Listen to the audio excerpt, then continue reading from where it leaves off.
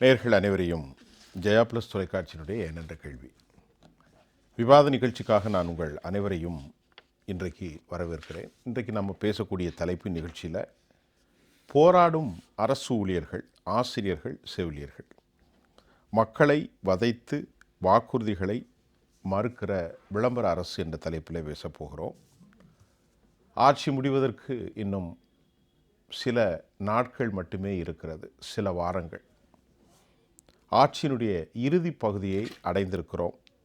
இந்த காலகட்டத்தில் இன்றைக்கு கிறிஸ்துமஸ் திருவிழாவிலே கலந்து கொண்ட அதிமுகவினுடைய பொதுச் செயலாளர் திருமதி சசிகலா அவர்கள் அரசுக்கு சில பரிந்துரைகளையும் இன்றைய தமிழ்நாட்டின் அவலநிலையும் அவர் சுட்டிக்காட்டியிருக்கிறார்.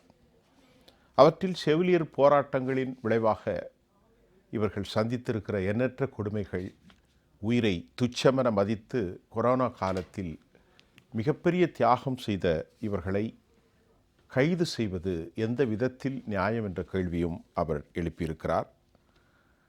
புரியாத புதிராக செல்வி ஜெயலலிதா அவர்களுடைய காலத்தில் பணி நியமனத்தில் நியமிக்கப்பட்டிருக்கக்கூடிய இவர்களாலே எங்களுக்கு இடையூறு என்று திமுக சொல்வது யாருக்கும் புரியவில்லை, விந்தையாக இருக்கிறது என்பதையும் அம்மையார் சசிகலா அவர்கள் சொல்லி காட்டியிருக்கிறார். தமிழ்நாட்டினுடைய சட்ட ஒழுங்கு கேட்க வேண்டியதே இல்லை. அதை போன்று தமிழ்நாட்டினுடைய ஊரை சுற்றி வருகிற திமுக தலைவர்கள் வாட்ஸ்அப்பில் அவர்களுக்கு தேவையான நபர்களை புலங்காகிதம் அடையும் திமுக தலைவர்கள் ஊடக சுதந்திரத்தை அழுத்துக்கிறார்கள். நல்ல அதிகாரிகள் ஒதுக்கப்படும் நிலையில் திமுகவினுடைய வாக்குறுதிகள் என்னானது, இப்படி நிறைய பேசியிருக்கார்.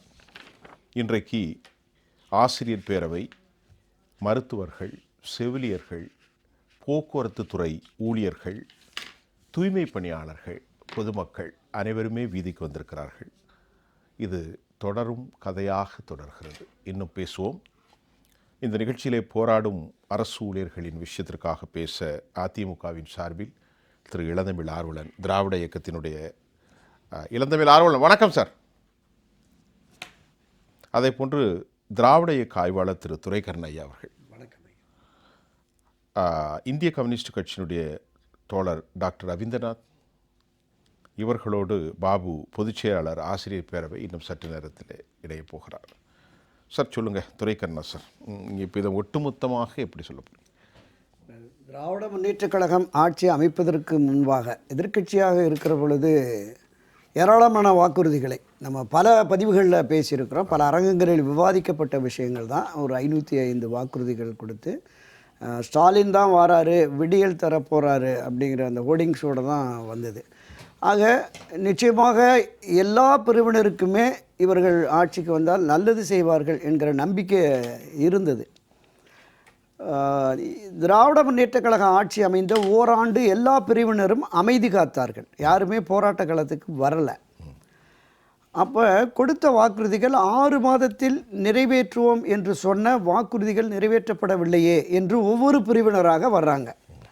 அரசுரியர்கள், ஆசிரியர்கள், டாக்டர் ஜி அமைப்பு, மருத்துவர்கள், செவிலியர்கள், துப்புரவு பணியாளர்கள், போக்குவரத்து ஊழியர்கள், மின்வாரிய ஊழியர்கள், நெசவாளர்கள், விவசாயிகள், பார்வையற்ற மாற்றுத்திறனாளிகள் உட்பட எல்லா பிரிவினருமே போராட்ட களத்திற்கு வந்து கொண்டிருக்கிறார்கள். தினமும் அது நடந்துகிட்டு இருக்கு. அப்போ ஆட்சியாளர்கள் புதிய கோரிக்கைகளாக இவங்க யாருமே கேட்கலை. ஏற்கனவே கடந்த பல ஆண்டுகளாக அவர்களுக்கு இருந்த கோரிக்கைகளை இந்த அரசு எதிர்க்கட்சியாக மரியாதைக்குரிய திரு ஸ்டாலின் அவர்கள் இருந்தபோது கொடுத்த வாக்குறுதிகள். மருத்துவர்கள் போராடுகிற பொழுது ஐயா அவங்களுக்கு தெரியும், டாக்டர் பெருமாள் பிள்ளை தலைமையில் ஒரு மருத்துவர் குழு தொடர்ந்து போராடிக்கிட்டு இருக்காங்க. தினமும் அவர்களுடைய கோரிக்கையை வச்சு பல்வேறு கட்ட போராட்டங்களை நடத்திக்கிட்டு இருக்காங்க. என்னன்னா, மறைந்த முன்னாள் முதலமைச்சர் கருணாநிதி போட்ட ஒரு ஜிஓ 354, நீங்கள் உங்கள் அப்பா போட்ட அந்த அரசாணையை நிறைவேற்றுங்க. பல மாநிலங்களில் எங்களை விட 2 மடங்கு 3 மடங்கு சம்பளம் வாங்குறாங்க. கண்டிப்பாக கொரோனா காலத்தில் இந்த மக்களை காப்பதற்காக எங்கள் உயிரை பொருட்படுத்தாமல் நாங்கள் பணிபுரிந்திருக்கிறோம். இந்த அரசாங்கம் எங்களுக்கு செய்ய வேண்டிய கடமை, அதை நீங்கள் செய்யுங்க அப்படின்னு வலியுறுத்தி தொடர் போராட்டங்கள். அவங்கள கைது பண்ணுறாங்க. நீங்கள் இந்த கொரோனா காலத்தில் 11 மருத்துவர்கள் உயிரிழந்து அவங்க இந்த 1 கோடி உதவி, அவங்களுக்கு வேலை வாய்ப்பு இதெல்லாம் தரேன்னு அரசாங்கம் சொன்னது. ஒரு 10 குடும்பம் முயற்சி பண்ணாங்க, விட்டுட்டாங்க. ஒரே ஒரு குடும்பம் டாக்டர் விவேகானந்தன். அவர் ஒரு நடுத்தர குடும்பத்தை சார்ந்தவர். அவங்க மனைவி அவங்க படிப்புக்கு ஏற்ற ஒரு வேலை கொடுங்க அப்படின்னு கேட்குறாங்க. ஆனால் மருத்துவத்துறைக்கு பொறுப்பேற்றிருக்கிற அமைச்சர் அந்த குடும்பத்தை பற்றியே கூட ஒரு மாதிரி பேரவையிலே கூட ஒரு தவறான புள்ளிவிவரத்தை கொடுத்துட்டாங்க. அவங்களும் அதை மறுத்துட்டாங்க. இல்லை, இது வரைக்குமே ஒரு பல்வேறு விதமான போராட்டங்களுடைய நீட்சியாக ஒரு நடைப்பயணம் வர்றாங்க. காஞ்சிபுரம் செங்கற்பட்டு வரைக்கும் அனுமதித்த அவர்கள் தலைநகர் சென்னைக்குள்ளே அவங்கள அனுமதிக்க மறுத்துட்டாங்க, கைது பண்ணுறாங்க. இப்போ இந்த செவிலியர்கள் எடுத்துக்கங்க. நீங்கள் சொன்ன கோரிக்கைகள் அடிப்படையில் நாங்கள் எங்களுடைய உயிரை பணயம் வைத்து, நீங்கள் உயிர் காக்கும் துறை இந்த துறை, நீங்கள் பல்வேறு புதிய அரசு மருத்துவமனைகள் கொண்டு வந்துட்டோம், நிறைய கட்டிட வசதி, நிறைய எந்திரங்கள் கொண்டு வந்துட்டோம், நவீன கருவிகள்லாம் புகுத்திட்டோன்னு சொல்கிறீங்க. ஆனால் அங்கு பணியாற்றுகிற போதிய மருத்துவர்களில் செவிலியர்கள்ங்கிற குறைபாடு இருக்குது, வேலை பளு அதிகமாக இருக்குது. மற்ற துறைகளை விடவும் இந்த துறைகளில் நீங்கள் கூடுதல் கவனம் செலுத்த வேண்டும் என்கிற கோரிக்கை தானே இவங்கள. இதைத்தான் மரியாதைக்குரிய திருமதி வி.கே. சசிகலா அவர்கள் இன்றைக்கி ரொம்ப தெளிவாக சொன்னாங்க. நீங்கள் அந்த வாக்குறுதிகளில் 356 வாக்குறுதியா அதை சொல்லியே சொல்கிறாங்க. நீங்கள் சொன்னீங்க மற்றவர்கள் மீது நீங்கள் குற்றம் குறைகளை சுமத்தி தப்பிக்கிற அந்த மனப்போக்கு இல்லாமல் இந்த தேவையான இந்த மக்களுக்கு செய்யணும். ஒரு அரசு வேலை கிடைப்பது என்பது குதிரை கொம்பாக இருக்கிறது. வேலை கிடைத்து நீங்கள் எல்லா துறைகளையும் தனியார் மையத்துக்குள்ள கொடுத்துக்கிட்டு இருக்கீங்க, நிர்வாக பொறுப்புகள். குறைந்தபட்சம் இந்த மருத்துவர்கள் செவிலியர்கள் இந்த துறையிலேயாவது அரசு நேரடி கவனம் செலுத்தி அவர்களுக்காவது கொடுக்கணுங்கிறதான அவருடைய கோரிக்கையாக இருக்குது. இதையும் தனியார்ட்ட போனால் இப்போ நீங்கள் துப்புரவு தொழிலாளர்களுக்கு 20-22 ரூபா வாங்கினவங்க இப்போ 15,000 16,000 14,000 தான் தர்றேன்னு சொல்லிட்டு தனியாரில் சொல்கிறான். இப்போ மீத தொகை யாருக்கு போகுது? எங்கேயோ ஒருத்தனுக்கு போகுது. இப்போ இது வேண்டாம் அப்படின்னு இப்படி ஒவ்வொரு முக்கிய துறை என்று இருக்கிற இந்த துறைகள்லையாவது இந்த அரசு தீவிர கவனம் செலுத்துறதுங்கிறது தான் போராட்டம். இப்போ ஜாக்டோஜியை தொடர்ந்து போராடி வந்தாங்க. ஒரு முறை அவங்க ஒரு தீர்மானமே போட்டாங்க, எதிர்க்கட்சியாக இருக்கிற போது எங்களுக்கு ஆதரவாக அனுசரணையாக இருக்கிறார், எனவே மீண்டும் திரு ஸ்டாலின் அவர்களை எதிர்க்கட்சி தலைவராக கொண்டு வருவதற்கு நாங்கள் முயற்சி மேற்கொள்கிறோம். இப்போ 6ஆம் தேதி அறிவிச்சிட்டாங்க. தொடர் போராட்டங்களை அவங்க இப்போ முன்னெடுத்துகிறோம் அப்படின்னாங்க. நீங்கள் இன்னும் 4 மாதங்களில் தேர்தலை எதிர்கொள்ள இருக்கிறீர்கள். 6 முறை ஒரு மகத்தான ஆட்சியை கொடுத்துட்டோம், 7வது முறை நாங்கள் ஆட்சி அதிகாரத்துக்கு வரணும்னு போகிறீங்க. ஒரு சில விளம்பர திட்டங்கள், பெண்களை ஈர்ப்பதற்கான, இளைஞர்களை ஈர்ப்பதற்கான அந்த விளம்பர திட்டங்களை தாண்டி வளர்ச்சி பாதையில் நீங்கள் என்ன கொண்டு போயிருக்கீங்கிறதான இப்போ எல்லா இதுலேயுமே நீங்கள் அரசூழியர்கள், ஆசிரியர்கள், இதை தாண்டி பல்வேறு அமைப்புகள், இதையும் தாண்டி பொதுமக்கள் மத்தியிலுமே இந்த மின்கட்டண உயர்வு, இந்த சொத்து வரி உயர்வு உள்ளிட்ட பாதிப்புகள் இருக்கிறது. விவசாயிகள் தங்களுடைய கோரிக்கைகளுக்காக தொடர்ந்து போராடி வருகிறார்கள். நீங்கள் அவங்க மேலே குண்டாஸ் எல்லாம் போடக்கூடிய ஒரு அணுகுமுறை இருக்குல்ல. கடந்த 2 நாட்களாக இந்த செவிலியர்கள் குழந்தைகளோடு வர்றாங்க, கொஞ்சம் கூட ஈவிரக்கமற்று மனிதத்தன்மையற்று அவங்கள குழந்தைகளோடு கொண்டு போய் அரெஸ்ட் பண்ணி ஒரு அரங்கத்தில் அடக்கிறது, ரோட்டில் இருக்கிறது. இது இந்த அரசின் மீதான கோபாவேசம் எல்லா தரப்பினருக்கும் வந்துருங்கிறது இந்த அரசாங்கம் உணரணும். உண்மையிலேயே இவர்களுக்கு இந்த மக்கள் மீது உண்மையான அக்கறை இருக்குமே என்றால் இவர்களை அழைத்து பேசி உங்களால் முடிந்த அளவுக்கு நீங்கள் இப்போது பரவலாக செய்திகள் வருகிறது, ஒரு குடும்ப அட்டைக்கு பொங்கல் பரிசு தொகையாக 5,000 கொடுக்கலாமா, 4,000 கொடுக்கலாமா, 3,000 கொடுக்கலாமா அப்படின்னு. அப்போ இந்த வாக்குகளை நோக்கிய பார்வை இருக்குல்ல, அதை கடந்து நிரந்தரமான ஒரு தீர்வு அந்த பகுதி மக்களுக்கு வேண்டும் அப்படிங்கிறத இருக்கணும். ஒருபுறம் சட்டம் ஒழுங்கு சீர்குலைஞ்சு போச்சு நம்ம பார்க்குறோம். சிறுமிகள் முதல் முதியவர்கள் வரையிலுமே பெரிய அளவில் இந்த திராவிட முன்னேற்ற கழகத்திலே பயணிக்கிற சாதாரண கிளை செயலாளர்ந்து கிளை, நகரம், ஒன்றியம், பேரூர்னு அவர்களுடைய அந்த அடாவடி செயல்கள், திமுகவினர் வந்தாலே இது போல் வந்துருச்சுங்கிற அந்த ஒரு பொதுவெளி கருத்து என்பது அதிகரித்து கொண்டே வருகிறது. அப்போ இப்படிப்பட்ட ஒரு சூழலை இந்த திராவிட முன்னேற்ற கழகம் அரசு தொடருமே என்றால், ஆக அவங்க திருமதி சசிகலா சொன்னது மாதிரி ஆட்சி மாற்றம் ஒன்றே மக்களுக்கு தீர்வு அப்படிங்கிற மாதிரியான ஒரு பார்வை, புரிதல் வந்துடும். எனவே அதை நோக்கி மக்களை இந்த அரசு தள்ளுகிறதோ அப்படிங்கிற மாதிரி தான் நான் பார்க்குறேன். இது என்னுடைய முதல் சுற்று கருத்து. அடுத்து நான் பேசுகிறேன். ரவீந்திரநாத் சார், இப்போ மேடம் அம்மா சசிகலா அவங்க இந்த மருத்துவத்துறை பற்றி ரொம்ப கவலைப்படுறாங்க. அவங்க இன்றைக்கி சொல்லும்போது என்ன சொல்கிறாங்கன்னா, 15,000க்கும் மேற்பட்ட செவிலியர்கள், பிடிஎஸ் மற்றும் துறை சார்ந்த 5,000க்கும் மேற்பட்ட மருத்துவர்கள், ஒரு 20 ஆண்டுகளுக்கு முன்பு 200க்கு 225 இருந்த அப்படித்தான் இருந்தது. இன்றைக்கு 372 மெடிக்கல் காலேஜுகள். இவ்வளவு பெரிய துறையில் அனைத்தும் ஒப்பந்தத்துறை ஆளுமைகள். மருத்துவர்கள் போராட்டம், செவிலியர்கள் போராட்டம். உயிரை காப்பதற்கு நடந்த இந்த ஒரு பெரிய வேள்வி, அதை சார்ந்த துறை இன்னைக்கு அவலத்திற்கு உள்ளாயிருக்கிறது. இந்த புள்ளி கணக்கை அவங்க வைக்கிறாங்க. எப்படி பார்க்குறீங்க? இந்திய கம்யூனிஸ்ட் கட்சி மற்றும் எங்களுடைய சமூக சமத்துவ டாக்டர் சங்கம் இந்த ஒப்பந்த முறை, தற்காலிக முறை, அவுட் சோர்சிங் முறை என்பதை முழுமையாக எதிர்க்கிறது. உலகமயமாக்கல், தனியார் மயமாக்கல், தாராளமயமாக்கல் கொள்கையில் நடைமுறைக்கு வந்த பிறகு மருத்துவத்துறையிலும் மருத்துவர்கள், செவிலியர்கள், மருத்துவத்துறை பணியாளர்கள் அனைவரையுமே ஒப்பந்த முறையில் பணி நியமனத்தக்கூடிய போக்கு இந்தியா முழுவதும் வந்திருக்கு, தமிழ்நாட்டிலே வந்திருக்கு. தமிழ்நாட்டில் இது ஒரு வித்தியாசமான மாடல்னு சொல்கிறாங்க. அவங்கன்னா இந்தியா முழுவதும் என்ன நடைமுறைப்படுத்தப்படுகிறதோ அதைத்தான் தமிழக அரசு நடைமுறைப்படுத்துகிறது. இது மிகப்பெரிய பாதிப்பை இன்றைக்கு உருவாக்கி கொண்டு இருக்கிறது. தமிழ்நாட்டில் மருத்துவத்துறையில் பணி நியமனங்கள் காலதாமதம் ஆகக்கூடாது என்பதற்காக தான் டிஎன்பிஎஸ்சி என்பதிலிருந்து எம்ஆர்பி என்ற ஒரு புதிய துறையை உருவாக்கினாங்க. மிக விரைவாக பணி நியமனங்கள் மருத்துவத்துறையில் உருவாக்கப்பட வேண்டும் தான் மெடிக்கல் ரெக்ரூட்மெண்ட் போர்டு என்று சொல்லக்கூடிய மருத்துவத்துறை பணி நியமன ஆணையம் என்ற ஒரு அமைப்பு உருவாக்கப்பட்டது. எனவே அவ்வாறு உருவாக்கப்பட்ட இந்த எம்ஆர்பி மூலமாக தேர்வு எழுதி நல்ல மதிப்பெண்கள் பெற்று இடஒதுக்கீடை நடைமுறைப்படுத்தி கவுன்சிலிங் நடத்தப்பட்டு அதன் மூலமாக பணியில் சேரக்கூடிய செவிலியர்களை ஏன் ஒப்பந்த முறையில் போட வேண்டும் என்பதுதான் மிகப்பெரிய கேள்வி. எனவே இந்த ஒப்பந்த முறை என்பது செவிலியருடைய வாழ்வாதாரத்துக்கு எதிராக இருக்கிறது, அவர்கள் உரிமைகளை பறிக்கக்கூடியதாக இருக்குது. இது என்ன அர்த்தம்னாக்க, நான் உனக்கு நிரந்தர பணி தரேன், ஆனால் நான் சொல்கின்ற காலம் வரை எனக்கு குறைவான ஊதியத்தில் வேலை செஞ்சு எனக்கு சேவை செய்ய என்று சொல்லக்கூடிய ஒரு போக்கு தான் அது. அப்போ எம்ஆர்பி மூலமாக தேர்வு செய்யப்பட்டு பணியமர்த்தப்பட்ட செவிலியர்களை உடனடியாக நிரந்தர அடிப்படையில் நியமிக்காமல் நீங்கள் 7-8 வருஷத்துக்கு வெறும் 8,000, 9,000, 10,000 என்ற ஊதியத்தில் பணியாற்ற வேண்டும் சொல்லி இதை பணி நியமனம் செய்யக்கூடிய ஒரு முறை, கடுமையான உழைப்பு சுரண்டல் இது. ஆமாம். இதுக்கு இந்த முறைக்கு காரணமே உலக வங்கி தான். இது போன்ற திட்டத்தை ஃப்ரான்ஸில் நடைமுறைப்படுத்த முயற்சி பண்ணாங்க. ஃப்ரான்ஸில் மக்கள் கொந்தளிச்சாங்க, உழைக்கும் மக்கள் கடுமையான போராட்டம் பண்ணாங்க. 2 ஆண்டுகள் அரசுக்கு இலவசமாக சேவை செய்யணும், இல்லைன்னா குறைந்த ஊதியத்தில் சேவை செஞ்ச பிறகு தான் பணி நிரந்தரம் சொல்லி ஃப்ரான்ஸ் அரசு கொண்டு வந்துச்சு. அப்போ பாரிஸை கொந்தளிச்சது. அப்போ அப்படிப்பட்ட போக்கு தான் இன்றைக்கி தமிழ்நாட்டில் நடைமுறைப்படுத்தப்படுகிறது. அப்போ அதே போல் பார்த்தீங்கன்னா இன்றைக்கு தேசிய சுகாதார இயக்கத்தின் மூலமாக எல்லா பணிகளுமே ஒப்பந்த முறை, தற்காலிக முறை, அவுட் சோர்சிங் முறையில் மாற்றப்படுகிறது. மாவட்ட சொசைட்டிகள் மூலமாக ஒப்பந்த முறையில் நியமிக்கிறாங்க. இது மிகப்பெரிய ஆபத்து. இப்போ அரசாங்கம் நேரடியாக ஒப்பந்த முறையில் நியமித்தால் அதில் போராடி பணி நிரந்தரம் பெறுவதற்கான வாய்ப்போடு இருக்குது. ஆனால் இந்த சொசைட்டி என்று உருவாக்கி அந்த சொசைட்டி மூலமாக உருவாக்கின்ற பொழுது அந்த சொசைட்டியை பின்னால் தனியார் மயமாக்கின்ற பொழுது இந்த செவிலியர்களுக்கு அரசு நிரந்தர பணி வழங்க வேண்டிய பொறுப்பு இருக்காது. அப்போ இந்தியா முழுவதும் இன்றைக்கி ஆரம்ப சுகாதார நிலையங்கள், அதே போலவே துணை சுகாதார நிலையங்கள்லாம் தனியார் மயமாக்கப்படுகின்றன. வதானி என்று சொல்லக்கூடிய ஒரு மிகப்பெரிய கார்ப்பரேட் நிறுவனம், அதாவது மிகப்பெரிய பணக்காரர், அம்பானி அதானி மாதிரி வதானி, அவர் பார்த்தீங்கன்னாக்கா இன்றைக்கி நாடு முழுவதும் ஏராளமான மருத்துவ மையங்களை நடத்தி கொண்டிருக்கின்றார்.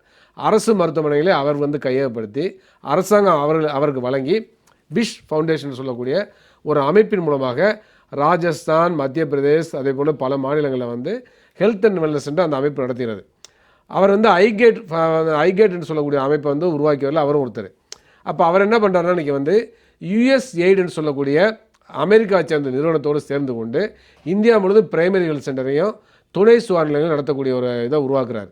அப்போ அதை தமிழ்நாட்டில் எதுக்கு அதை சொல்கிறேன்னாக்க, தமிழ்நாட்டிலையும் இந்த மாதிரி மாவட்ட சுகாதார சங்கங்கள் மூலமாக நியமிக்கின்ற பொழுது எதிர்காலத்தில் அந்த சங்கங்களை வதானிட்டு கொடுப்பது வாய்ப்பு இருக்குது. இப்போ தமிழ்நாட்டில் கூட சில மருத்துவமனைகளை தனியார் கொடுப்பதற்கான முயற்சி பண்ணாங்க, இன்றைக்கும் பண்ணிகிட்டு இருக்கிறாங்க. இப்போ காஞ்சிபுரத்தில் இருக்கிற புற்றுநோய் மருத்துவமனை, கீழ்ப்பாக்கத்தில் இருக்கிற மனநல காப்பகம், மனநல மருத்துவமனை, இவற்றெல்லாம் தனியார் கொடுப்பதற்கான முயற்சி தமிழ்நாடு அரசு செய்தது. அப்போ நாங்கள் எதிர்ப்பு குரல் கிளம்பியதாக நிறுத்திட்டாங்க. அப்போ தமிழ்நாடு முழுவதும் எல்லா மருத்துவமனைகளையுமே நிரந்தர பணி என்பது இல்லாமல் எல்லாவற்றையுமே ஒப்பந்த அடிப்படையில் நியமிக்கிறாங்க. இப்போ சென்னை மாநகராட்சியில் பார்த்தீங்கன்னாக்க மருத்துவர்கள், செவிலியர்கள், மருத்துவத்துறை பணியாளர் அனைவரையுமே ஒப்பந்த அடிப்படையில் பணி நியமனம் செய்வதற்கான இன்றைக்கி விளம்பரங்களை செய்திருக்காங்க. அப்போ இந்த மாதிரி செய்கின்ற பொழுது அதில் இடஒதுக்கீடு நடைமுறைப்படுத்தப்படாது. அப்போ சமூக நீதியை காக்கின்ற அரசு என்பது சமூக நீதிக்கு எதிராக செயல்படக்கூடாது. ஏற்கனவே நிரந்தர அடிப்படையில் பணியாற்றிய பல பேரையும் கூட அதை பணி நீக்கம் செய்யக்கூடிய போக்கு இன்றைக்கு தலைதூக்கியிருக்கிறது. அப்போ இதெல்லாம் ஏற்றுக்கொள்ள முடியாது. அப்போ ஹெல்த் இன்ஸ்பெக்டர் போஸ்ட் அவங்க அரசுகிட்ட கான்ட்ராக்டர் இருந்தாங்க. அவங்க ஏற்றாலும் 20,000 ரூபா ஊதியம் வாங்கினாங்க. அவர்கள் பணி நீக்கம் பண்ணிவிட்டு மீண்டும் பணி நியமனம் செய்கின்ற பொழுது அவங்க ஊதியத்தை குறைத்தோடு மட்டுமல்லாமல் இடஒதுக்கீடு நடைமுறைப்படுத்தப்படவில்லை. அது சமூக நீதிக்கு எதிராக இருந்து நாங்கள் குரல் கொடுத்தோம். அப்போ இது போன்று பார்த்தீங்கன்னா மருத்துவத்துறையில் தொடர்ந்து சமூக நீதிக்கு எதிரான ஒரு போக்கு இருக்கிறது. அதே போலவே இடஒதுக்கீடு நடைமுறைப்படுத்தப்படவில்லை, ரொம்ப குறைந்த ஊதியத்தில் இருக்காங்க. அப்போ இதையெல்லாம் முடிவு கொண்டு வர வேண்டிய பொறுப்பு வந்து தமிழ்நாடு அரசுக்கு இருக்கிறது. எனவே இந்த செவிலியருடைய கோரிக்கை வந்து நியாயமான கோரிக்கை. எப்பொழுது செவிலியர் வந்து ஒப்பந்த அடிப்படையில் பணி நியமனம் செய்கின்ற போக்கு தமிழ்நாடு துவங்கியதோ அப்பொழுதே சமூக சம்பந்த டாக்டர் சங்கம் மிக கடுமையாக எதிர்த்தது. தமிழ்நாட்டில் உள்ள பல கார்ப்பரேட் மருத்துவமனைகள் மிக குறைந்த ஊதியத்தில் கொத்தடிமை போல் செவிலியர்கள் வந்து பணியாற்றிய பொழுது அதற்காக எங்களுடைய சங்கம் போராடியது. சென்னையில் வந்து பல கார்ப்பரேட் மருத்துவமனைகள், கோயம்புத்தூரில் பல கார்ப்பரேட் மருத்துவம் மிக குறைவான ஊதியத்தில் வெறும் 6000 ரூபாய் சம்பளத்தில் பணியமர்த்தினாங்க. அப்போ வந்து எக்ஸ்பீரியன்ஸ் சர்டிஃபிகேட்டும் கொடுக்க மறுத்தாங்க. அப்படிப்பட்ட போக்கில் எடுத்து நாங்கள் போராடணும். அப்போ அதெல்லாம் எடுத்து போராடின பொழுது அரசில் ஒப்பந்த அடிப்படையில் பணியாற்றக்கூடிய செவிலியர் எங்கள்கிட்ட வந்தாங்க. அப்போ அந்த அடிப்படையில் முதல்ல தமிழ்நாடு அரசு ஒப்பந்த செவிலியர் சங்கத்தை 2012 நாங்கள் துவங்கினோம். தோழர் தா பாண்டியன், ஏஎம் கோபு, எஸ்எஸ் தியாகராஜன், நல்லக்கண்ணு போன்ற தலைவர்லாம் அதில் கலந்து கொண்டார்கள். அந்த சங்கம் உருவாக்கப்பட்டு தொடர்ந்து போராடியதன் காரணமாக ஆயிரக்கணக்கான செவிலியர்கள் வந்து பணி நிரந்தரம் செய்யப்பட்டது. மரியாதைக்குரிய ஜெயலலிதா அம்மையாரோட ஆட்சி காலத்தில் பார்த்தீங்கன்னாக்க தீபாவளி டைமில் ஒப்பந்த செவிலியர் பணி நிரந்தரம் செய்யணும்னு உள்ளிருப்பு போராட்டம் பண்ணோம். எந்த விதமான கெடுபிடியும் காட்டாமல் அவர் பேச்சுவார்த்தை நடத்தி ஏறத்தாழ 2000 பேர் பணி நிரந்தரம் செய்தாங்க. அற்புதம். அந்த சாதனை நாங்கள் செஞ்சுருக்கிறோம். அப்போ இது போன்று பார்த்தீங்கன்னா தொடர்ந்து செய்கிறோம், இல்லைன்னு சொல்ல முடியாது. ஆனால் இந்த ஒப்பந்த முறையே கூடாது என்பது எங்களுடைய கருத்து. இந்த செவிலியருடைய கோரிக்கை வந்து நியாயமான கோரிக்கை. உடனடியாக அவர்கள் அனைவருமே, ஏன்னா திமுகவுடைய தேர்தலுக்கு மிக தெளிவாக சொல்லப்பட்டிருக்கு, ஒப்பந்த அடிப்பில் பணியாற்றக்கூடிய அனைத்து செவிலியர்களையும் மருத்துவர்கள் பணி நிரந்தரம் என்று சொல்லியிருக்கிறாங்க. எனவே அந்த அடிப்படையில் திமுக அரசாங்கம் ஆட்சி முடிய போகிறது. அதுக்கு முன்பாக அனைத்து செவிலியர்களையும் மருத்துவர்களையும் மருத்துவத்துறை பணியாளர்களையும் பணி நிரந்தரம் செய்ய வேண்டும் என நாங்கள் வலியுறுத்தி கேட்டுக்கொள்கிறோம். ரெண்டாவது டாக்டர் நிறைய பேசுவோம். திமுகவினுடைய சார்பிலே வழக்கறிஞர் இளந்தமிழ் ஆர்வலன் திரு இளந்தமிழ் ஆர்வலன் சார், இன்றைக்கு அதிமுகவுடைய பொதுச் செயலாளர் சசிகலா அம்மையார் அவர்கள் ஒரு 23 நிமிடத்திற்கிட்ட ஜீசஸ் கிரைஸ்ட் அவர்களுடைய அந்த பிறந்தநாள் விழாவிலே அவர் வாழ்த்து தெரிவித்து இந்த ஆட்சியினுடைய அவலங்களை தோலுரித்தார் புள்ளியல் கணக்காக. இளந்தமிழ் நீங்கள் எப்படி பார்க்குறீர்கள்?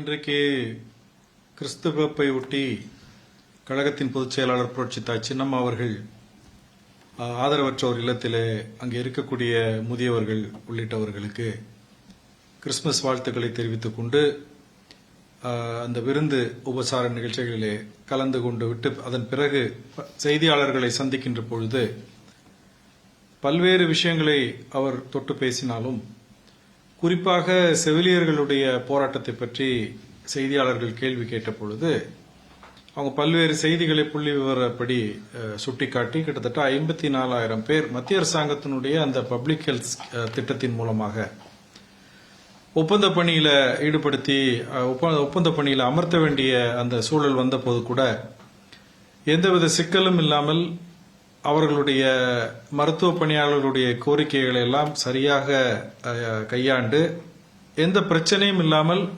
மருத்துவத்துறையினுடைய செயல்பாடுகள் இருக்கக்கூடிய அந்த விதத்திலே இதய தெய்வம் புரட்சித் தலைவி அம்மா அவர்கள் அந்த விஷயங்களை எல்லாம் கையாண்டார்கள் என்பதை சுட்டிக்காட்டினார்கள். அதோடு மட்டுமில்லாம இவங்க இன்றைக்கு ஆட்சி பொறுப்பில் இருக்கக்கூடிய தன்னுடைய அந்திம காலத்தில் இருக்கக்கூடிய இந்த ஆட்சி 5 ஆண்டுகளுக்கு முன்னால மக்களை சந்தித்து வாக்கு கேட்க அந்த தேர்தல் வாக்குறுதியை கொடுத்த போது அதில் எவ்வளவோ வாக்குறுதிகளை 500க்கும் மேற்பட்ட வாக்குறுதிகளை அச்சடித்து கொடுத்து மக்களுடைய வாக்குகளை பெற்ற ஆட்சி பொறுப்பில் வந்த பிறகு ஏற்கனவே அண்ணன் துரைக்கருணா அவர்கள் குறிப்பிட்டது போல விளம்பரத்துக்கு தேவைப்படக்கூடிய ஒரு சில விஷயங்களை மட்டும் இங்கொன்றும் அங்கொன்றுமாக தொட்டுவிட்டு ஒட்டு மொத்தமாக தமிழ்நாட்டு மக்களுக்கு மிகப்பெரிய ஏமாற்றத்தை தான் இந்த விளம்பர திமுகவினுடைய மு.க. ஸ்டாலின் அவர்களுடைய ஆட்சி இருந்திருக்கிறது என்பதை நாம் மறுக்க முடியாது. அதுலேயும் புரட்சித்தாய் சின்னம்மா அவர்கள் குறிப்பிட்டு சொல்லும் பொழுது அந்த 356வது வாக்குறுதியாக அவர்கள் கொடுத்திருந்த அந்த விஷயத்தையும் குறிப்பிட்டு காட்டி இந்த 100 நாள் வேலை திட்டத்தை எப்படியெல்லாம் நாங்கள் மேம்படுத்துவோம், 125 நாட்களுக்கு வேலை வாய்ப்பை ஏற்படுத்தி கொடுப்போம் என்று சொன்ன அந்த விஷயத்துக்கு இந்த 5 ஆண்டு காலத்தில் ஒட்டுமொத்தமாக 39-38 தொகுதியில் நாங்கள் வெற்றி பெற்று விட்டோம் நாடாளுமன்றத்தில் என்று சொல்லி காலரை தூக்கிவிட்டு அலையக்கூடிய இந்த விளம்பர திமுக இது தொடர்பாக ஆக்கப்பூர்வமாக என்ன செஞ்சிருக்கிறாங்க என்ற கேள்வியை முன்வைத்தார்கள். அதே போல ஏராளமான விஷயங்களை நம்ம சொல்லிக்கொண்டே போகலாம்.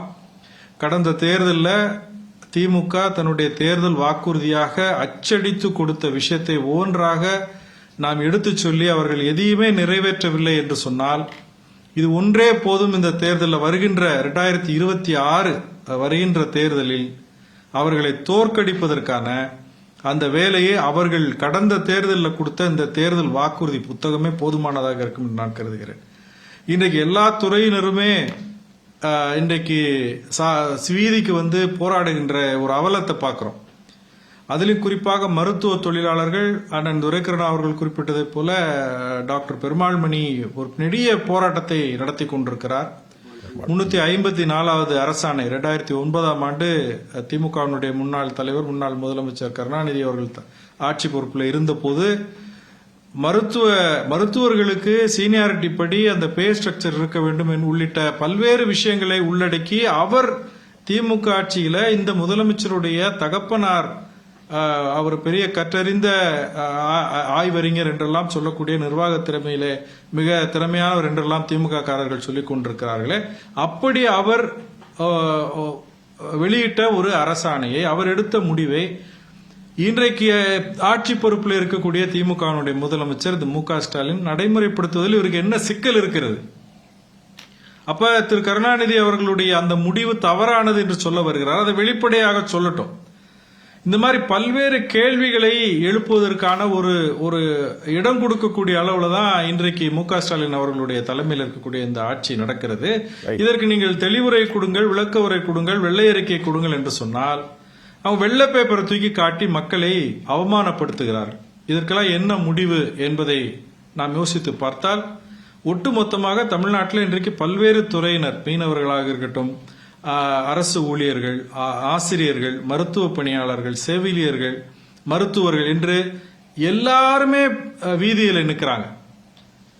இதை எப்படி முடிவுக்கு கொண்டு, இதுக்கெல்லாம் ஏதாவது இவர்கள் கவனம் செலுத்துகிறார்களா, ஆக்கப்பூர்வமான நடவடிக்கைகள் ஏதாவது ஈடுபடுகிறார்கள் என்று சொன்னால் வெறுமென வாய்ச்சவடால் விடுகின்ற விளம்பர அரசியலை, தேவையில்லாத விஷயங்களை, நான் இஷ்யூஸை எடுத்து அதை வந்து ஒரு மாதிரியான அந்த பப்ளிக் ரிலேஷன் எக்ஸசைசஸ் ஆபரேஷன்ஸ் செய்து அதை செய்தியை ஆக்கி விவாதத்துக்கு கொண்டு வந்து நாட்களை கடத்தி கொண்டு 5 ஆண்டு காலத்தை நாசப்படுத்தி விட்டு மக்களுடைய வாழ்வையும் நாசப்படுத்தி விட்டு எல்லோரும் வீதியில் நின்று போராடுகின்ற ஒரு அவலத்தை இந்த விளம்பர திமுக உருவாக்கி இருக்கிறது என்பதைத்தான் பல்வேறு வார்த்தைகளிலே கழகத்தின் பொதுச் செயலாளர் புரட்சித்தாய் சின்னம்மா அவர்கள் இன்று காலை செய்தியாளர்கள் சந்திப்பில் தெரிவித்தார்கள் என்பதை நினைவுபடுத்தி இதனை என்னுடைய முதல் கட்ட கருத்தாக நான் தெரிவித்தேன். நன்றி இளந்தமிழ் சார். சார், பாபு ஆசிரியர் பேரவையினுடைய பொதுச் செயலாளர் சார், தொடர்ந்து உங்களுடைய போராட்டங்கள், இடைநிலை ஆசிரியர்கள், பகுதிநிலை ஆசிரியர்கள் எல்லாருமே போராடி கொண்டிருக்கிறார்கள். வாக்குறுதிகள் நிலை பெற்று இருக்கிறதா என்றது ஒரு கேள்வி. இப்போ இந்த அந்திம காலத்தில் நீங்கள் அடுத்த கட்டம் என்ன செய்ய போகிறீர்கள்? ஜனவரியில் உங்கள் போராட்டம் அறிவிப்பு செய்யப்பட்டிருக்கிறதா? மருத்துவர், இப்போ நீங்கள் என்ன நாள் முடிய போகிறது? ஒப்பந்த பணியாளர்களில் இந்திய கம்யூனிஸ்டுடைய இது கிடையாது. அதை மாதிரி எல்லா விஷயங்களும் பெரும்பெரும் ஹாஸ்பிட்டல் கட்டப்படுகிறது, மருத்துவர்கள் இல்லை. டாக்டர் பெருமாள் பிள்ளை போன்ற போராட்டங்கள், நீங்கள் போராட்டங்கள், பாதிக்கப்பட்டிருக்கிற பாலாஜியை முழுமையாக ஒதுக்கிட்டார்கள். அவர் தவறை செய்யலை, ஆனால் அவர் தவறு செய்ததாகப்பட்டது. இப்போ என்ன துறை? இப்போ அரசு மருத்துவர்களுடைய கோரிக்கை நியாயமான கோரிக்கை. சென்ற ஆட்சி காலத்தில் காலமுறை பதவி உயர்வு வேண்டும் என்ற கோரிக்கையை வைத்து முன்வைத்தும், அரசு மருத்துவமனையில் வரக்கூடிய, குறிப்பாக மருத்துவக் கல்லூரி மருத்துவமனை வரக்கூடிய நோயாளிகள் எண்ணிக்கைக்கு ஏற்ப மருத்துவர்கள் நியமிக்க வேண்டும் என்ற கோரிக்கை அடிப்படையாக வைத்தும், மருத்துவர்களை குறைக்கக்கூடாது என்ற கோரிக்கை வைத்து தான் போராட்டம் பண்ணாங்க. பே பேண்ட் 4 at 12 years சர்வீஸில் வேலையில் சேர்ந்ததுலேருந்து 12வது ஆண்டு அந்த ஊதியப்பட்டை 4 வழங்க வேண்டும் என்ற கோரிக்கை தான் முக்கியமான கோரிக்கை. ஆனால் அன்றைய அரசு அதை நிறைவேற்றவில்லை.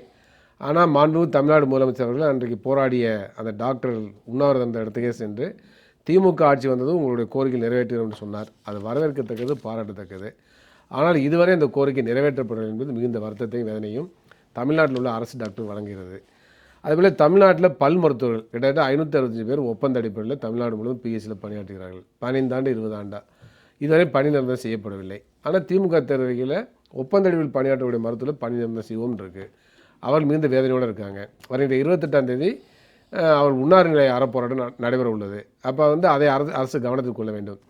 அதே போல் பார்த்தீங்கன்னா கொசு ஒழிப்பு பணியாளர்கள், அவர் நீண்ட கால கோரிக்கை சம வேலைக்கு சம ஊதியம் வேண்டும், எங்களை மருத்துவத்துறையின் கீழே கொண்டு வர வேண்டும், எங்களை உள்ளாட்சி அமைப்புகள் கீழே பணி நியமனம் செய்கிறாங்க, ஆனால் வேலை செய்ய வைப்பது மருத்துவத்துறையில். எனவே ஒரே துறையின் கீழ் கொண்டு வந்து மருத்துவத்துறையின் கீழ் கொண்டு வந்து எங்களுக்கு சம வேலைக்கு சம ஊதியம் வேண்டும், பணி பாதுகாப்பு வேண்டும், பணி நிரந்தரம் வேண்டும் சொன்னாங்க. ஆர்சிஹெச் தூய்மை பணியாளர்கள் வெறும் 1500 மாத தொகுப்பூதியமே வாங்குறாங்க. மிக மோசமான வாழ்நிலையில் இருக்காங்க. நாங்கள் தொடர்ந்து போராடியதன் காரணமாக இப்போ வந்து அதில் ஒரு 800 பேருக்கு பல்நோக்கு மருத்துவமனை பணியாளர் மாற்றி 20,000 ரூபா மாத ஊதியம் வரக்கூடிய அளவில் அந்த அரசு செய்திருக்கிறது. அதை நாங்கள் வரவேற்கிறோம். ஆனால் அதே சமயத்தில் எஞ்சிய தொழிலாளர் வந்து வெறும் 1500 ரூபா மட்டும்தான் மாதந்தோறும் வாங்குறாங்க. மிக மோசமான நிலைமையில் இருக்காங்க. சென்ற ஆண்டு சட்டமன்ற கூட்டத்தொடரில் ஏப்ரல் மாதம் பேசுகின்ற பொழுது மாண்பு அமைச்சர் அவர்கள் அவருடைய தொகுப்பூதியம் 5000 உயர்த்தப்படும் சொன்னாங்க. இதுவரை 5000 ரூபா தொகுப்பூதியம் வழங்கப்படவில்லை. மிகப்பெரிய பாதிப்பில் இருக்காங்க. அதே போல பார்த்தீங்கன்னாக்க இன்றைக்கு வந்து ஆஷா தொழிலாளர்கள் அவர்களுக்கு வந்து கேட்கக்கூடிய கோரிக்கை வந்து அரசு நிறைவேற்றவில்லை. கேட்டால் அவங்களுக்கு வந்து நீங்களெல்லாம் தேசிய சுகாதார இயக்கத்தின் மூலமாக நியமிக்கப்பட்டிருக்கீங்க, அது மாதந்தோறும் அரசு உங்களுக்கு ஊதியம் கொடுக்க முடியாது என்றெல்லாம் சொல்லப்படுகிறது. எனவே இப்படிப்பட்ட போக்கு வந்து மருத்துவத்துறை இருப்பது வந்து மிகுந்த வருத்தத்தை விளைவிக்கிறது. குறிப்பாக அந்த செவிலியர்கள் வந்து பார்த்தீங்கன்னாக்க கொரோனா காலகட்டத்தில் அரசாங்கமே கட்டாயப்படுத்தி எம்ஆர்வி தேர்வில் வெற்றி பெற்று காத்திருப்போராக இருந்தவர்களை உடனடியாக வேலைக்கு கூப்பிட்டாங்க. நீங்கள் வேலையில் சேராவிட்டால் எந்த ஒரு காலகட்டத்திலும் உங்களுக்கு அரசு வேலைக்கு வாங்க மாட்டோம். 2020 மிரட்டின அடிப்படையில் உடனடியாக வந்து பணியில் சேர்ந்தாங்க. இதனால் பல பேர் டைவர்ஸ் ஆகி போச்சு, பல பேருக்கு குடும்பத்தில் பிரச்சனை, ஏராளமான சிக்கல், அந்த மாதிரிலாம் பல பேருக்கு கருச்சதைவு இந்த மாதிரிலாம் ஏற்பட்டுச்சு.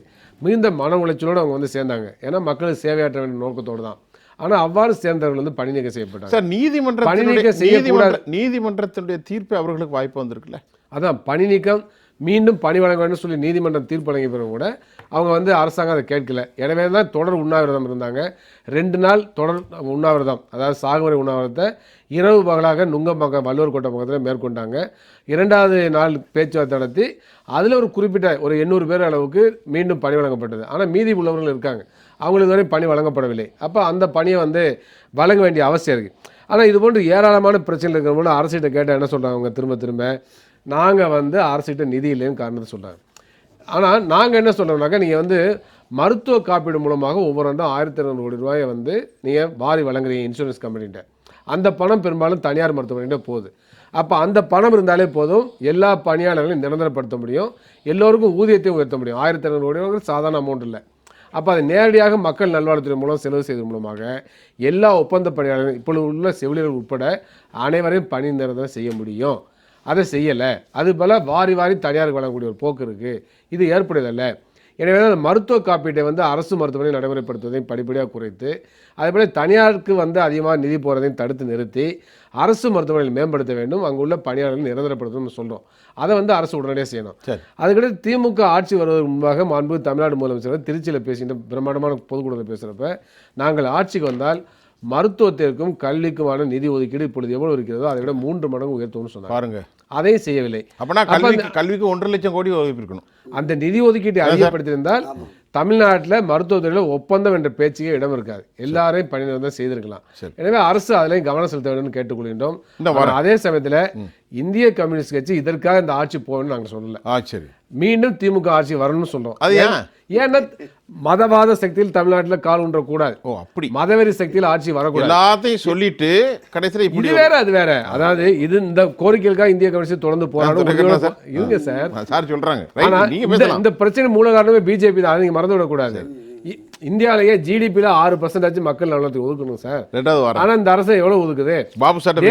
தேசிய சுகாதார கொள்கையில் என்ன சொன்னாங்க? ஜிடிபியில் 2.5% ஒதுக்கணும்னு சொன்னாங்க. ஒன்றிய அரசு ஒதுக்கிடுச்சா? அப்போ ஒன்றிய அரசு தமிழ்நாடு அரசு கொடுக்க வேண்டிய நிதியை ஒதுக்கினா தமிழ்நாடு அரசு இன்னும் எளிமையாக இருக்கும். தமிழ்நாட்டில் எந்த கட்சி ஆட்சி வந்தாலும் கூட இந்த கோரிக்கை நிறைவேற்றணும் என்ன தேவைப்படுது? அத்தியாவசியமாக நிதி தேவைப்படுது. எல்லாத்துக்கும் அப்படி தானே. ஆனால் அதே சமயத்தில் இந்த கோரிக்கைகளை நிறைவேற்றவில்லை என்பதற்காக இங்கே வந்து பிஜேபியோ இல்லை பிஜேபியோட கூட்டணி இருக்கக்கூடிய கட்சியோ ஆட்சி வருவதை ஏற்றுக்கொள்ள முடியாது. அதனால் கடுமையாக அது இந்திய கம்யூனிஸ்ட் பார்வை. சரி திரு பாபு சார், நான் உங்கள்கிட்ட முதல்ல கேள்வி கேட்டேன், சுருக்கமாக சொல்லுங்கள். நீங்கள் இந்த ஆசிரியர் பேரவை இறுதி கட்டத்தில் தங்களுடைய போராட்டத்தை அதிகரித்திருக்கிறது, ஜனவரி மாதம் எப்படி என்ன சொல்ல போறீங்க திரு பாபு? அனைத்து இந்திய ஆசிரியர் பேரவை தற்போது போட்டோஜியோ அமைப்போடு இணைந்து செயல்படுகிறது. போட்டோஜியோ அமைப்புடைய மாநில ஒருங்கிணைப்பாளர்கள் அனைவரும் ஒருங்கிணைந்து தீர்க்கமாக ஒரு முடிவு எடுத்துள்ளோம். ஏனென்று சொன்னால் கடந்த முறை பேச்சுவார்த்தைக்கு சென்று அனைவருமே அந்த பேச்சுவார்த்தையில் மிக தங்களுடைய கோரிக்கைகளை குறித்து பேசும்போது எந்த ஒரு கருத்துக்கும் எந்த ஒரு கோரிக்கையும் அரசு செவி சாய்க்காத ஒரு நிலை ஏற்பட்டது. அதற்கு திரும்ப 3 முறை பேச்சுவார்த்தைக்கு இதுவரை சென்றுள்ளார்கள். அனைத்து சங்கங்களும், ஆசிரியர் சங்கங்களும் அரசு செவிசாய்க்கும் இந்த நேரத்தில், நம்மளுடைய கடைசி நேரத்திலாவது அரசு வந்து அந்த கோரிக்கையை ஏற்றுக்கொள்ளும் அப்படிங்கிற அந்த ஒரு நம்பிக்கையோடு இந்நாள் வரை காத்திருக்கிறார்கள். ஆனால் எந்த ஒரு கோரிக்கையும் நிறைவேற்றுவதற்கு சாத்தியமே இல்லாத அளவுக்கு அரசு இருப்பது உண்மையுமே ஒரு கேள்விக்குறியாக இருக்கிறது. இன்று ஆசிரியர்களுடைய முக்கியமான கோரிக்கையாக பழைய ஓய்வூதிய திட்டம், அப்புறம் கிட்டத்தட்ட 2004-2006 தொகுப்பூதியத்தில் நியமனம் செய்யப்பட்ட 50,000 ஆசிரியர்கள் தொகுப்பூதிய காலத்தினை பணிக்காலமாக மாற்ற வேண்டும். கிட்டத்தட்ட 2300 சிறப்பு ஆசிரியர்கள் நியமித்தார்கள். அவர்களுடைய ஊதிய உயர்வு 2009 கிட்டத்தட்ட சம வேலை சம ஊதியம் இடைநிலை ஆசிரியர்கள் 20,000 பேர் தற்போது வரை பல போராட்டங்களை நடத்தியுள்ளார்கள். அவர்களுடைய தேர்தல் அறிக்கையிலே ஏற்கனவே பழைய ஓய்வூதிய திட்டம், சமவேலை சம ஊதியம் போன்றவை அளிக்கப்பட்ட ஒரு தேர்தல் வாக்குறுதியை இந்நாள் வரை நிறைவேற்றவே இல்லை. மேலும் ஆசிரியர்களுக்கு கிடைக்கக்கூடிய கல்வி ஊக்க ஊதியம் கிட்டத்தட்ட இரண்டாவது ஊக்க ஊதியம் வந்து அரசாணை 42 படி ஒரு ஆசிரியர் வந்து ஊக்க ஊதியம் 2 முறை பெற முடியும். ஆனால் அந்த கல்வி ஊக்க ஊதியம் வந்து கிட்டத்தட்ட லம்சம் அமௌண்டாக கிட்டத்தட்ட 25,000 ஒரு தடவை பெற்றுக்கொள்ளலாம் அப்படிங்கிறத மாற்றி அமைத்தார்கள். அந்த 25,000 மாற்றிக்கொள்வதற்கிடையே கிட்டத்தட்ட 5 முறை 6 முறை தபால் கொடுத்தாச்சு. அரசு இயக்குனர் அலுவலகம் எல்லாத்தையுமே அனுப்பிட்டு இருக்கோம். திரும்ப எந்த ஒரு இதுவுமே இல்லை. அதுலேயுமே குறிப்பாக 2020 வரை படித்து முடித்தவர்களுக்கு மட்டும்தான் ஊக்க ஊதியம் அப்படிங்கிற ஒரு இதை வந்து இது பண்ணி வச்சுட்டாங்க.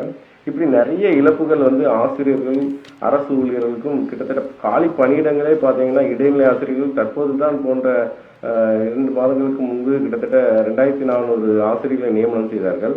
அதுலேயும் நேர்காணலில் சென்ற கிட்டத்தட்ட ஒரு 700 ஆசிரியர்கள் இன்னும் பணி நியமனம் செய்யப்படாமல் காலி பணியிடங்கள் அதிகமாக உள்ளது. இப்படி பல கோரிக்கைகள், ஆசிரியருடைய கோரிக்கைகள் நிறைய ஒன்றுமே செவி சாய்க்காத அளவுக்கு இருக்கிறது. தற்போது இன்று மாண்புமிகு கல்வி அமைச்சர் அவர்கள் பேட்டி கொடுத்திருக்கார்கள். உங்களுடைய கோரிக்கைகள் வருகிற 6ஆம் தேதி அன்று அதற்கு முன்பாக முதல்வர் அவர்கள் அறிவிப்பார்கள் என்று ஆசிரியர்களையும் அரசு ஊழியர்களையும் சமாதானப்படுத்தியுள்ளார்கள். இருப்பினும் ஆசிரியர்களுடைய கோரிக்கை கிட்டத்தட்ட 6ஆம் தேதி வரை நிறைவேறாவிட்டால் தொடர்ந்து காலவரையற்ற போராட்டத்துக்கு போட்டோ அமைப்பாளர்கள் வழிநடத்தி செல்லும். அந்த போராட்டத்தில் கிட்டத்தட்ட வருகிற 29ஆம் தேதி அன்று மாவட்ட தலைநகரங்களில் போட்டோஜியோ அமைப்பில் சேர்ந்த அனைத்து சங்கங்களும் இணைந்து மாவட்ட தலைநகரங்களில் தொடர்ந்து 6ஆம் தேதி காலவரையற்ற ஒரு வேலை நிறுத்தத்திலையும் ஈடுபட தயாராக இருக்கிறோம். இந்த போராட்டமானது ஆசிரியர்கள், அரசு ஊழியர்களுடைய கோரிக்கைகளை நிறைவேற்ற அரசு தவறியதால் வந்த ஒரு விளைவுதான். இந்த ஆசிரியர்களுடைய, அரசு ஊழியர்களுடைய கோரிக்கைகளை அதிக முறை சங்கங்களை அழைத்து பேசக்கூடிய ஒரு அரசாக இந்த அரசு இருந்தாலும், இந்த அரசு செவிச்சாய்க்காத ஒரு இது வந்து மிகவும் மன வேதனைக்கு உள்ளாக உள்ளது. ஏனென்று சொன்னால் பல முறை ஆசிரியர் சங்கங்களின் கோரிக்கைகள் தற்போது கேள்விக்குறியாக உள்ளது. டெட்டு ஒரு பிரச்சனை, டெட்டுக்கு தீர்வு காண முடியவில்லை, பதவி உயர்வு தீர்வு காண முடியவில்லை. இதனால் பல ஆசிரியர்கள் வந்து தன்னுடைய 20-30 ஆண்டுகள் ஆகியும் மனவேதனையிலே உள்ளனர். இவர்களுடைய கோரிக்கைகளை செவிசாய்க்க அரசு கண்டிப்பாக தீர்வு காண வேண்டும். துரைக்கண்ணன் சார், இப்போ இந்த பிரச்சனைகள்லாம் வந்து இன்னைக்கு அதிமுகவுடைய பொதுச் செயலர் வகைப்படுத்தினார், மருத்துவர் வகைப்படுத்தினார், இளந்தமிழ் ஆர்வலன் எல்லா செக்டரும் வந்துட்டாங்க. இப்போ இதை தாண்டி தமிழ்நாட்டில் திமுகவை கபலீகரம் செய்வதற்கு ஜனநாயக ரீதியாக வாக்கடிப்படையில் எப்படி ஒரு கலச்சூழல் இருக்கு? உயிர்காக்கும் மருத்துவர்கள், செவிலியர்கள் பிரச்சனை குறித்து ஐயா பேசினாங்க. எழுத்தறித்தவன் இறைவன் ஆவான்னு நமக்கு சொல்லி கொடுத்தாங்க. அந்த இறைவனாக கருதப்படுகிற ஆசிரியர்களுடைய பிரச்சனை தொடர்பாக சகோதரர் பாபு அவர்கள் தெரிவித்தாங்க. இதை தாண்டியும் எல்லா தரப்பினருக்கும் பிரச்சனைகள் இருக்கிறது என்பதுதான் கழையதான். எல்லா தரப்பும் வந்துட்டாங்க. ஆமாம். இதில் என்னென்னா, இந்த அரசு அமைந்த உடனே பார்த்தீங்கன்னா ஒரு மிகப்பெரிய அளவில் எதிர்பார்ப்பை உருவாக்குனாங்க. கிட்டத்தட்ட ஒரு 30க்கும் மேற்பட்ட குழுக்கள் போட்டாங்க. இந்த நிதி மேலாண்மை, நீர் மேலாண்மை, பொருளாதார வளர்ச்சி, பெரிய இந்திய அளவில், தேசிய அளவில், உலக அளவில் பிரசித்தி பெற்ற நிபுணர்கள்லாம் கொண்டு வந்து போட்டோம். அந்நிய முதலீடு பெரிய அளவில் கொண்டு வந்து போட்டாங்க. அதெல்லாம் என்ன ஆச்சுன்னே தெரியல. அதைத்தான் திருமதி வி.கே. சசிகலா அவர்கள் சொல்கிறப்போ சொன்னாங்க, ஒரு திட்டமிடுதல் இல்லை, திறமை இல்லை, திறமையான அதிகாரிகள்லாம் வேறு வேறு இடங்களில் போட்டுறாங்க. ஒரு பிரச்சனைகளை தீர்ப்பதற்கான அந்த அந்த ஒரு முன்னெடுப்பு என்பது இந்த அரசிடம் இல்லை அப்படிங்கிற மாதிரி தான் சொன்னாங்க. இப்போ கிட்டத்தட்ட சுதந்திரம் பெற்றதற்கு பிறகு தமிழ்நாட்டில் தொடர்ந்து பல்வேறு ஆட்சிகளின் போது ஒட்டுமொத்தமாக கடந்த அதிமுக ஆட்சி போகிற வரைக்கும் ஒரு 5 லட்சம் கோடி தான் கடன் வச்சுட்டு போனாங்க. இப்போ இந்த 4.5 ஆண்டில் மறுபடியும் ஒரு 5 லட்சம் கோடி கடன் வச்சு 10 லட்சம் கோடிக்கு மேலே கடன் ஆகிப்போச்சு. அப்போ இந்த நிதிச்சுமையை சமாளித்து மருத்துவர்கள், செவிலியர்கள் மற்றவர்கள் எதிர்பார்ப்பதை எப்படி இவர்களால் நிறைவேற்ற முடியும்? அதனால தான் ஆட்சி மாற்றம் வேணும் அப்படின்னு சொல்லிட்டு இல்ல, ஆட்சி மாற்றத்துக்கு ஏராளமான காரணங்கள் இருக்கு. ஒரு காரணம் 2 காரணம் இல்லை. ஆமாம். அப்போது இந்த ஆட்சி மாற்றத்தை உருவாக்குவதற்கு எல்லா திட்டங்களும் கூட பிரதான எதிர்க்கட்சியோடு சார்ந்த திராவிட முன்னேற்ற கழகத்துக்கு எதிராக அணி சேர்ந்திருக்கிற கட்சிகளும் முன்முயற்சி எடுக்கிறார்கள். ஆனால் சூழல் என்பது எப்படி இருக்குன்னா, திராவிட முன்னேற்ற கழகம் ஆட்சி கட்சியாக இருக்கிறது. திராவிட முன்னேற்ற கழகத்தோடு அணி சேர்ந்திருக்கிற இந்திய தேசிய காங்கிரஸ் ஆகட்டும், சிபிஐ, சிபிஎம், மதிமுக, விசிக, ஐயுஎம்எல், தமுக என்று ஒரு 10-12 அரசியல் கட்சிகள் உறுதியான நிலைப்பாட்டோடு இருக்கிறார்கள். 2019 தொடர்ந்து உறுதியான நிலைப்பாட்டில் அந்த ஒரு தைரியம்தான் நாம் மீண்டும் வெற்றிக்கு ஆட்சிக்கு வந்து விடுவோம் என்கிறது. இதை தாண்டியும் கிட்டத்தட்ட ஒரு 7-8 மாதங்களுக்கு முன்பே தேர்தல் பணிகளை திராவிட முன்னேற்ற கழகம் தொடங்கிருச்சு. நம்ம பல விவாத பதிவுகளில் நான் அதை குறிப்பிட்டிருக்கேன். 234 தொகுதிகளுக்கும் தொகுதி பொறுப்பாளர்கள் நியமித்து அவங்களுக்கான வழிச்செலவுக்கு பணங்கள்லாம் கொடுத்து எல்லாமே பண்ணிட்டாங்க. ஆமாம், பூத் கமிட்டி, பாக கமிட்டி, மாநில குழு, மண்டல குழு, தொகுதி குழு அப்படின்னு போட்டாங்க. இதுவரையிலும் எந்த தலைவரும் இல்லாத அளவிற்கு, இதுவரையிலுமான இந்த தேர்தல்களை எந்த தேர்தலும் இல்லாத அளவிற்கு எப்போவுமே விருப்ப மனு கொடுத்தவங்களை தான் கூப்பிட்டு நேர்காணல் நடத்துவார். உடன்பிறப்பே வான்னு இப்போ உட்காந்து தொகுதி வாரியாக, இதையும் தாண்டி பூத் வாரியாக ஆலோசனை கூட்டங்கள் நடத்துகிறாங்க. அப்போ இந்த நிலைப்பாட்டை எதிர்த்து வெற்றியை சாத்தியப்படுத்த வேண்டுமே என்றால் பிரதான எதிர்க்கட்சியான அனைத்து இந்திய அதிமுக ஒரு வலிமை மிக்க கட்சியாக இருக்கணும். ஆக வலிமை மிக்க கட்சியாக இருந்தால் மட்டுமே இங்கே வலுவான கூட்டணிகள் வரும். வேற வழி இல்லை. இன்றைக்கும் என்டிஏவில் யாரெல்லாம் இருக்காங்க என்னன்னு தெரியல அப்படின்னு தெரியவே இல்லை. 7 முறை ஆட்சி கட்சியாக இருந்தது அண்ணா திராவிட முன்னேற்ற கழகம். 31 ஆண்டுகள் புரட்சித் தலைவர் எம்ஜிஆர் அவர்கள் 1977, 80, 84 ஒரு தொடர் வெற்றியை கொடுத்தார். அதை தொடர்ந்து 91, 2001, 2011, 2016 என்று ஒரு 4 முறை மாறி ஆட்சி அதிகாரத்தில் இருந்தார். 31 ஆண்டுகளுக்கு மேலாக பெரிய அளவில் பிரச்சனைகளே இல்லைங்கிறத நம்ம பார்க்குறோம். அதனால தான் ஆட்சி மாற்றம் வேணும், வந்தால் தான் சரியாக வருங்கிற பார்வை பொதுவெளிகளில் மக்கள் மத்தியில் இருக்கிறது, பரவலாக இருக்கிறது. அதை சாத்தியப்படுத்துவதற்கு என்ன செய்யணும்? பிரதான எதிர்க்கட்சியை என்ன செய்யணும்? அதுதான் இப்போ விட்டு கொடுப்பவர் வாழ்வு கெட்டுப்போவதில்லை என்கிற அந்த தாத்பரியத்தின் அடிப்படையில் ஒருங்கிணைந்த வலிமை மிக்க அண்ணா திராவிட முன்னேற்ற கழகத்தை உருவாக்கணும். அதற்கான முயற்சியை திருமதி வி.கே. சசிகலா அவர்கள் எடுத்து வருவதாக அவரே இன்றைக்கி சொன்னார். பல்வேறு தரப்பினரோடும் பேசிக்கிட்டு இருக்கோம். மீண்டும் ஒரு வலுவான கூட்டணி உருவாகி ஆட்சி மாற்றத்தை உருவாக்குவதற்கான அந்த பணிகள் நடைபெறுவதாக தெரிவித்திருக்கிறார். பாடுபட நிலையில் நான் ஒதுங்கி இருக்கு என்ற பேச்சுக்கு இடமில்லை. அதுதான் இனி நேரடி அரசியலுக்கு ஒரு ஆட்சி மாற்றத்திற்கான வியூகங்களை வகுப்பதாக அவர் தெரிவித்திருக்கிறார். கண்டிப்பா. அப்ப பொதுமொழிகளிலும் மக்கள் மத்தியிலையும் இந்த ஆட்சி மாற்றம் உருவாகும், இது ஒரு வலுவான கட்டமைப்பை கூட்டணியை உருவாக்குவார்கள் என்கிற நம்பிக்கையை உருவாக்கினால்தான் ஆட்சி மாற்றத்தை விரும்புகிற பொதுமக்கள் அல்லது வாக்காளர்கள் அல்லது ஆட்சி மாற்றத்தை கொண்டு வருவதற்கு களப்பணியை ஆற்றுகிற அண்ணா திராவிட முன்னேற்ற கழகத்தில் இருக்கிற அடிப்படை தொண்டர்கள், உறுப்பினர்கள் அவங்க தேர்தல் பணியை தீவிரமாக ஆற்றுவார்கள். ஸோ இதற்கான முன்னெடுப்பை எடுத்தால் மட்டுமே ஆட்சி மாற்றம் உறுதி. வெறும் அறிக்கைகள் மூலமாகவோ பேட்டிகள் மூலமாகவோ ஆட்சி மாற்றத்தை கொண்டு வராது. இதனுடைய உண்மைத்தன்மையை உணர்ந்து அதை அந்த கட்டமைப்பை ஏற்படுத்தினால் மட்டுமே தான் அது சாத்தியம் என்பதுதான் என்னோட பார்வை. திரு பாபு, உங்களுடைய கருத்தை வைங்க. திரு பாபு. சார், இப்போ தற்போது அரசு கடந்த வாரத்திலே 2 நாளுக்கு முன்பு பேச்சுவார்த்தைக்கு அழைத்தார்கள். பேச்சுவார்த்தைக்கு சுமூகமாக முடியும் என்ற நம்பிக்கையோடு அனைத்து ஆசிரியர்களும் ஆசிரியர் சங்க நிர்வாகிகளும் காத்திருந்த போது மிகப்பெரிய ஒரு ஏமாற்றத்தை அரசு அளித்துள்ளது. கோரிக்கைகளை ஏற்று கோரிக்கைகளை மட்டும் வாங்கி அனுப்பியுள்ளார்கள்.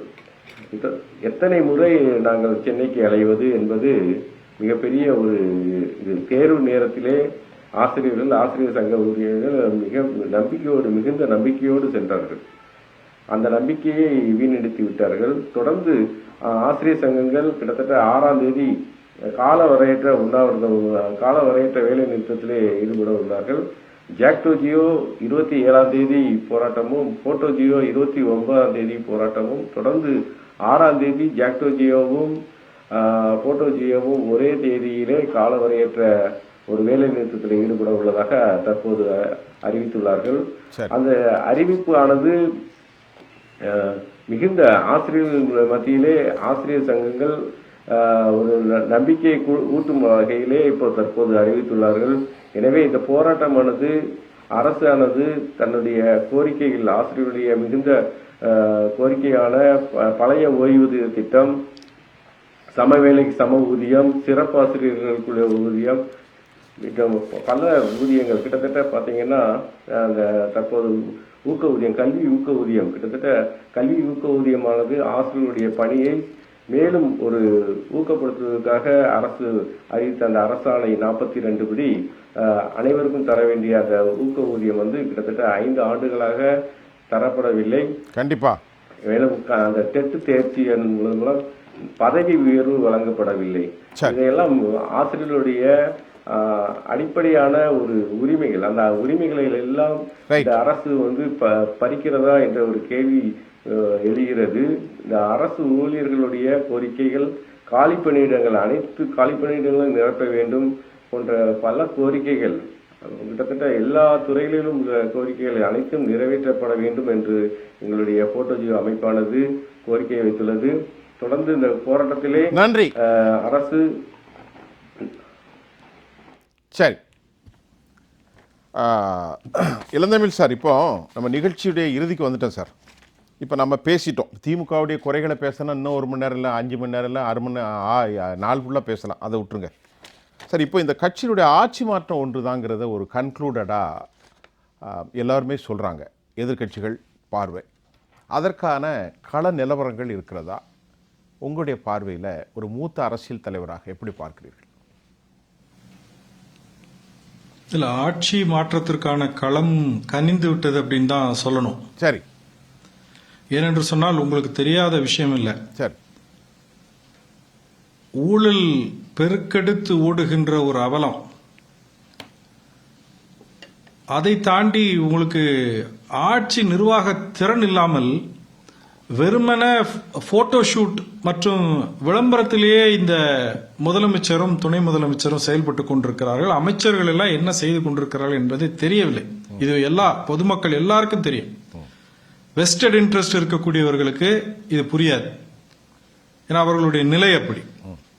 இவ்வளவு கொந்தளித்துக் கொண்டிருக்கிறது. தூய்மை பணியாளர்கள் போராடி கொண்டிருக்கிறார்கள். தனியாருக்கு தாரை வார்த்து விட்டு அந்த தூய்மை பணியாளர்களை மிக கேவலமாக நடத்தி கொண்டிருக்கிறது இந்த திமுக அரசு. பேச்சுவார்த்தைக்கு வாருங்கள் என்று எப்படி அரசு ஊழியர்கள், ஆசிரியர்களை அழைத்து ஏமாற்றம் அடைந்து அவர்கள் போயிருக்கிறார்களோ, பேப்பரை வாங்கிட்டு அனுப்பிச்சு விட்டாங்க.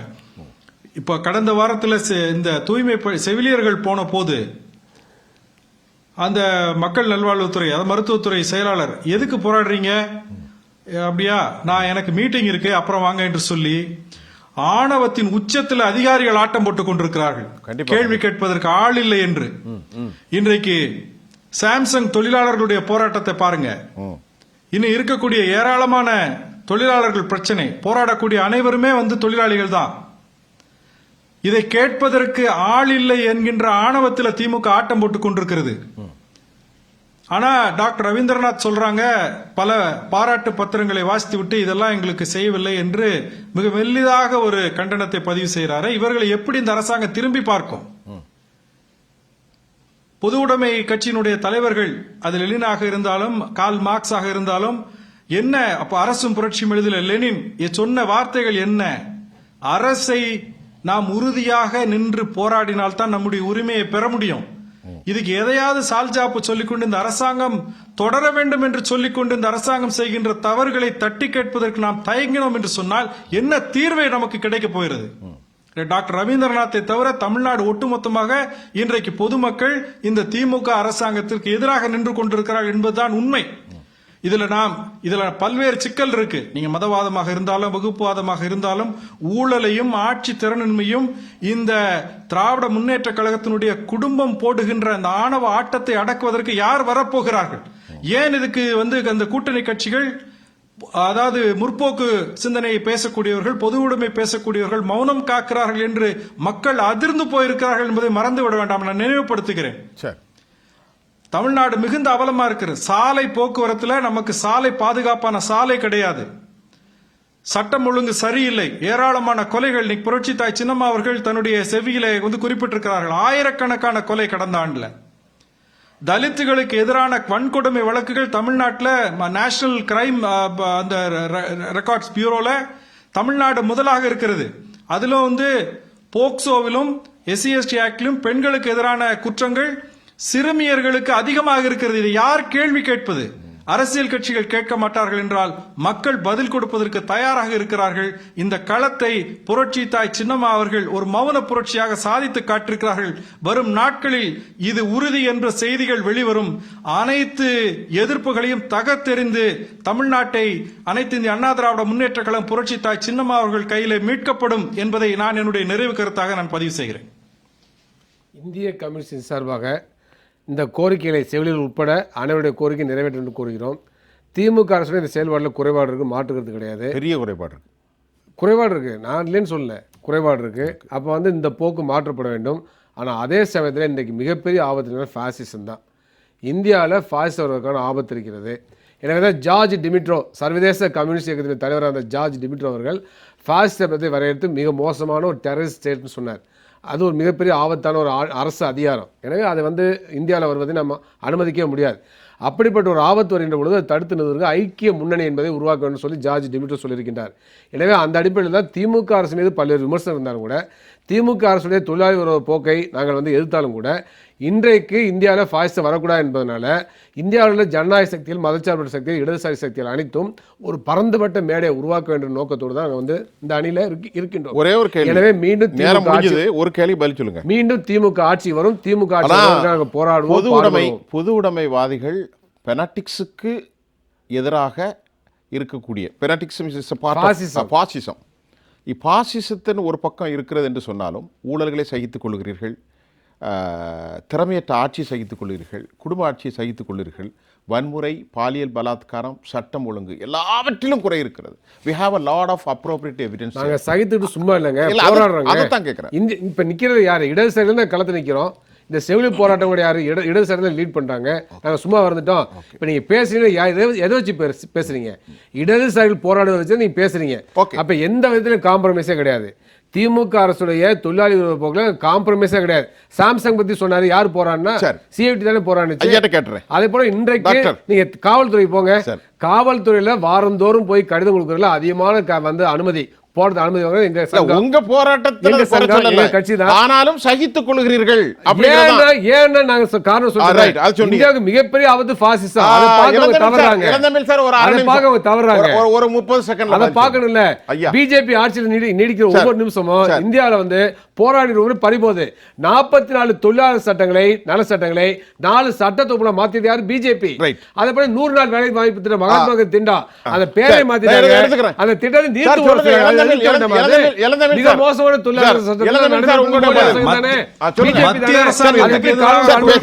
நேரத்தில் மத்திய அரசாங்கத்துக்கு சரியா குரல் கொடுக்கணும். தமிழ்நாட்டு பிரச்சனை பத்தி பேசுங்கன்னா மத்திய அரசாங்கத்தை தூக்கி கை காட்டி கொண்டு கோல் போஸ்டை மாத்தி கொண்டு போவதனால் தான் மக்கள் இந்த அவலத்தை சந்தித்துக் கொண்டிருக்கிறார்கள். இந்தியாவில் பொது உடைமை கட்சி தேய்மானத்தை சந்தித்துக் கொண்டிருக்கிறது. ஒருபோதும் மதிக்க போறதில்லை, விலை கொடுத்து வாங்கி விடுவார்கள். இவர்கள் பேச்சை திமுக எடுக்காது. இன்றைக்கு நாம பேசியிருக்கிறோம், போராடும் அரசு ஊழியர்கள், ஆசிரியர்கள், செவிலியர்கள் இன்னும் தமிழ்நாட்டில் அனைத்து துறைகளும் சாலைக்கு வந்திருக்கிறார்கள். எண்ணப்படுகிற அந்த டேட்டு, காலங்கள் இன்றைக்கு ஆரம்பித்து விட்டது, கவுண்ட் டவுன். ஆகவே இந்த போராட்டத்திற்கான விடிவு என்ன? போராட்டத்தை 5 ஆண்டுகள் கழிந்த பின்பும் போக்குவரத்து துறை, தொழிலாளர் நலத்துறை, ஆசிரியர்கள், செவிலியர்கள், மருத்துவர்கள், குறிப்பாக தூய்மை பணியாளர்களின் மனவேதனைக்கு தீர்வு உண்டா? இன்னும் நிறைய பேச போகிறோம். இந்த நிகழ்ச்சியில் எங்களோடு கலந்து கொண்ட அதிமுகவின் இளந்தமிழ் ஆர்வலன், திராவிட ஆய்வாளர் துரை கருணா, அதை போன்று இந்திய கம்யூனிஸ்ட் கட்சியுடைய தோழர் டாக்டர் ரவீந்திரநாத், ஆசிரியர் பேரவையினுடைய பாபு, உங்கள் அனைவருக்கும் உளப்பூர்வமான நன்றி. மீண்டும் மற்றொரு களத்தில் நான் உங்களை சந்திக்கின்றேன். அதுவரை உங்கள் அனைவரிடமிருந்தும் நான் உங்கள் சுஃபியான், ஜெயா பிளஸ் தொலைக்காட்சிக்காக நன்றி, மீண்டும் சந்திப்போம்.